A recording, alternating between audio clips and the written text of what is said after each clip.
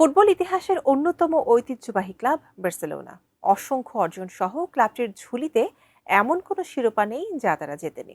তবে সম্প্রতি এই ঐতিহ্যবাহী ক্লাবটি ভুগছে ঋণের চাপে। গুঞ্জন উঠেছে ক্লাবটি বিক্রি হয়ে যেতে পারে। এমনকি সৌদি যুবরাজ মোহাম্মদ বিন সালমান স্প্যানিশ এই ক্লাবটি কিনতে আগ্রহ প্রকাশ করেছেন। তবে কি সত্যি বিক্রি হয়ে যেতে বসেছে মেসি স্মৃতি বিজড়িত এই ক্লাবটি? বিস্তারিত শিহাব ইসলামের ডেস্ক রিপোর্টে।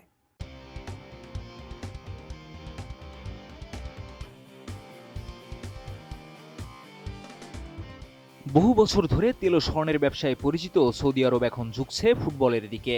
বিশ্বের অন্যতম ধনী এই দেশটি গত কয়েক বছরে একের পর এক নামিদামি ফুটবলার এনে নিজেদের ফুটবল লিগকে ঢেলে সাজিয়েছে নতুনভাবে। ক্রিস্টিয়ানো রোনালদো, করিম বেনজেমা, সাদিও মানে সহ আরও অনেক ইউরোপিয়ান সুপারস্টার ইতিমধ্যে যোগ দিয়েছেন সৌদি প্রো লিগে, যা বিশ্বের ফুটবল প্রেমীদের মধ্যে ব্যাপক সাড়া ফেলেছে।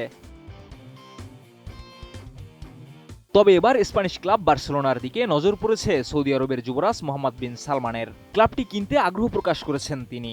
সম্প্রতি স্প্যানিশ টিভি শো এল চিরিঙ্গিতোতে সাংবাদিক ফ্রান্সোয়া গালার্দো এ তথ্য প্রকাশ করেন। গালার্দোর দাবি, যুবরাজ সালমান বার্সেলোনার মালিকানায় 10 বিলিয়ন ইউরো অর্থাৎ বাংলাদেশি মুদ্রায় প্রায় 1.5 লক্ষ কোটি টাকা প্রস্তাব দিতে আগ্রহী। যদিও এই আগ্রহ সৌদি আরবের ক্রীড়াক্ষেত্রে বিনিয়োগের কৌশলের একটি অংশ। সৌদি আরব বর্তমানে পাবলিক ইনভেস্টমেন্ট ফান্ড এবং সরাসরি বিনিয়োগের মাধ্যমে বিশ্ব ফুটবলে প্রভাব বিস্তার করতে চাইছে। বিশেষ করে সৌদি আরবের যুবরাজ ক্রীড়াক্ষেত্রে বড় ধরনের ভূমিকা রাখতে চান। এরই অংশ হিসেবে বার্সেলোনা কিনতে তার আগ্রহ তৈরি হয়েছে।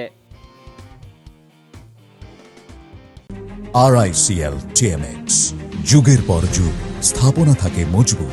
তবে বাস্তবে এমন চুক্তি হওয়া যে খুব সহজ নয় তা স্পষ্ট। বার্সেলোনা সোসিও বা সদস্যদের মালিকানাধীন একটি ক্লাব।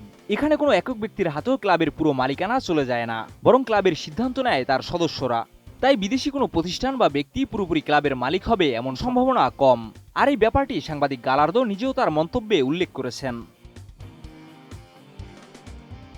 তবে সৌদি আরব চাইলে বার্সেলোনার বিনোদন বিভাগে বিনিয়োগ করতে পারে, কিন্তু এতে ক্লাবের ফুটবল পরিচালনার কোনো নিয়ন্ত্রণ হাতে আসবে না। অর্থাৎ মালিকানা বদল হবে না, তবে কিছু আর্থিক লাভ হতে পারে।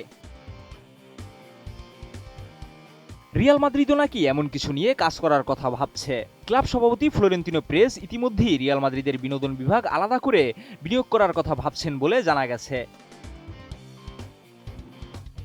সব মিলিয়ে সৌদি যুবরাজের বার্সেলোনা কেনার আগ্রহ খুব বড় খবর হলেও বার্সেলোনার কাঠামো এবং সোসিও সদস্যদের মালিকানার কারণে পুরো ক্লাবটি কেনা প্রায় অসম্ভব। শিহাব ইসলাম, ATN নিউজ।